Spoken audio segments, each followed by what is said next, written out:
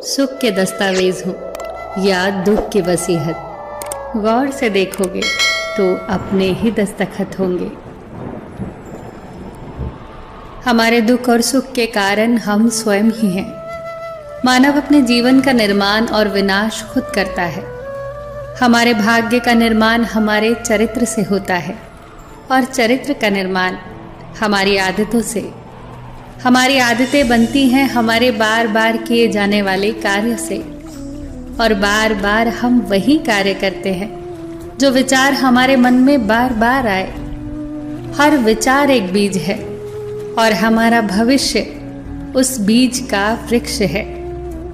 हमारे भाग्य विधाता बनने का डीएनए हमारे विचारों में है। संसार की हर घटना विचारों से आरंभ होती है।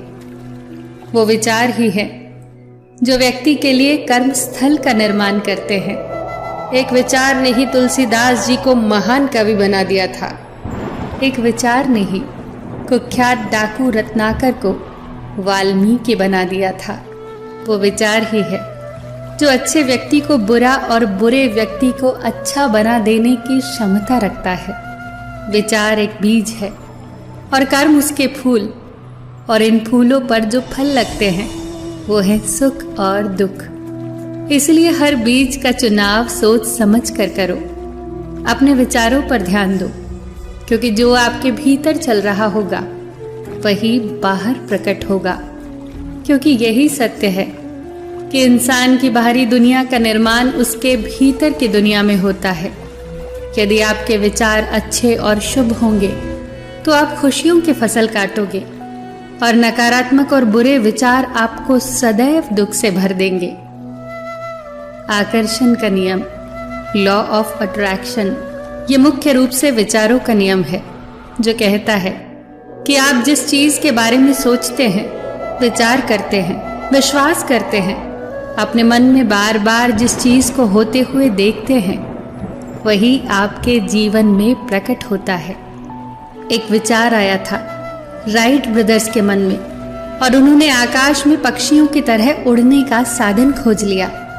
एक विचार ही था जो कोपरनिकस के मन में आया था, और उन्होंने खोज कर डाली कि ब्रह्मांड के केंद्र में सूर्य है, पृथ्वी नहीं। एक विचार ही था जो एडिसन के मन में आया था और दुनिया जगमगाने लगी। एक विचार ही था जिसने कोलंबस से दूसरी दुनिया की खोज कराई।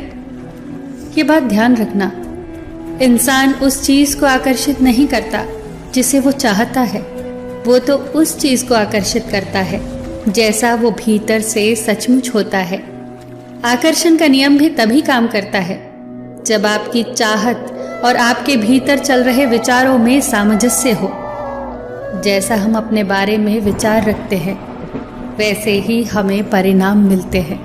इसीलिए अपने विचारों को बेहतर बनाए बिना आप अपने जीवन की परिस्थितियों को बेहतर नहीं बना सकते। कारण और परिणाम का नियम इस संसार का सबसे महत्वपूर्ण और अटल नियम है। परिणाम सदैव कारण के पीछे चलता है। कारण और परिणाम का नियम कहता है कि यदि आप ऊंची इमारत से छलांग लगाओगे तो आपको गंभीर चोटें लगेंगी। छलांग लगाना कारण है और परिणाम है चोट लगना। और यही नियम विचारों के लिए भी पूरी तरह से सत्य है। विचार कारण होते हैं और उस कारण का ही परिणाम होती है परिस्थिति। जैसे आपके विचार होंगे वैसी ही परिस्थितियों का आप निर्माण करेंगे। यदि आप अपने आसपास की परिस्थितियों से संतुष्ट हैं तो आपको अपने विचारों को बदलने की कोई ज़रूरत नहीं। पर यदि आप दुखी हैं, परेशान हैं, आपकी परिस्थितियां ठीक नहीं हैं, तो आप जरूर गौर करें कि आपकी सोच कैसी है। अपने विचारों को कुरे दें। हमें बाहरी परिस्थितियों को दोष देने के बजाय अपने भीतर झांकना होगा।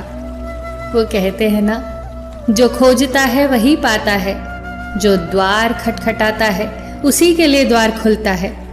अपने मन के द्वार को खटखटाइए और देखिए कि उसके भीतर कौन से विचार अधिकार जमाए बैठे हैं।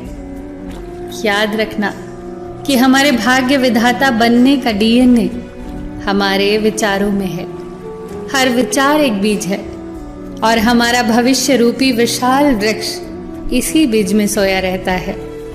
जैसा आप सोचते हैं, जैसे आपके विचार होंगे, वैसे ही एकदम सटीक परिणाम आपकी हथेली पर रख दिए जाएंगे। यही हमारा भविष्य होगा। ये सत्य नहीं है कि जिसके लायक हम हैं हमें वही मिलता है। सत्य तो ये है कि हमें वही मिलेगा जिसके लायक हम खुद को समझते हैं। अपने विचारों को शुभ रखो, शुद्ध रखो, सकारात्मक रखो, ऊंचा रखो। क्या खूब कहा है। परमात्मा हमारा भाग्य नहीं लिखते, हमारे विचार, हमारे व्यवहार, हमारे कर्म ही हमारा भाग्य लिखते हैं। फिर मिले।